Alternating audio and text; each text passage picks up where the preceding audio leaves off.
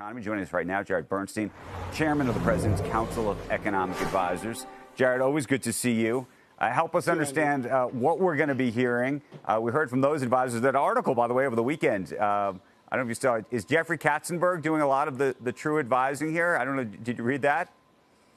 Well, the architect of Bidenomics is Biden. That's pretty straightforward. And what we're talking about here is something that this president has brought to his economic analysis ever since he was in Congress and when he was vice president, when I was his chief economist.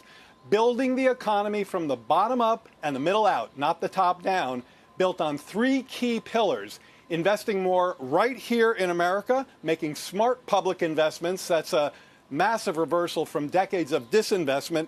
Empowering and educating American workers so they can finally get a fair slice of the growing pie, and promoting competition, something extremely necessary to push back on industrial concentration, to lower costs, and to help entrepreneurs make the kind of small business gains that we've seen. 10 million small business applications in the past 2 years. That's a record. Jared, help us, just take us inside the room, because I imagine you've seen the polls. You've seen the former president, President Trump's numbers go up, not down, this after being indicted. How do you explain that?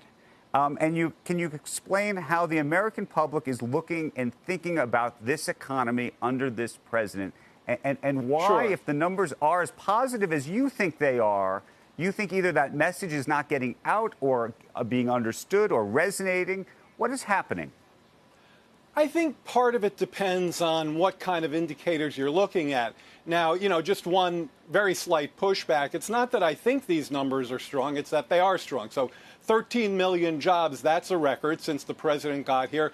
Unemployment below 4% for a year and a half, that's a record. Record numbers of job vacancies, record numbers of small business openings, real wages growing over the past year. So all of these are on the books. That doesn't obfuscate. That doesn't mean your question isn't a valid one, but let me speak to that. So we're here to talk about Bidenomics. When you ask people about the components of Bidenomics, you get very favorable responses. You get numbers in the 70%, in the 75% range. People are very excited about infrastructure. People are extremely content with their job security right now. We recently hit an all-time historical high in terms of how people are feeling about the quality of their job and their job security. That's immensely important to this president. If you ask people about the investments in broadband, we're talking today about a $42 billion investment so everybody can have access to high-speed broadband. This is like Roosevelt's rural electrification